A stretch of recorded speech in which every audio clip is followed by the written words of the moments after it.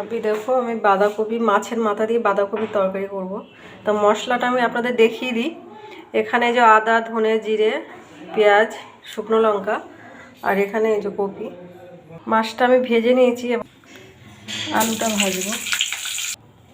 देखिए जीरे,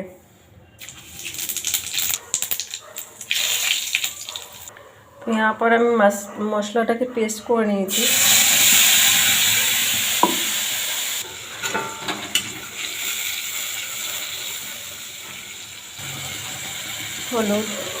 হলুদ এটা এখানে আমি দেব নুন,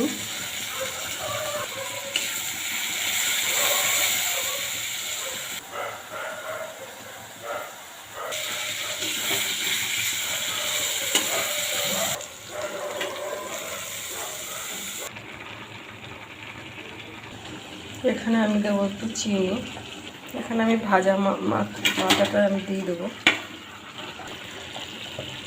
তো দেখুন বন্ধুরা আমি এখানে একটু গরম মশলা দেব, এখানে আমি একটু ঘি দেব,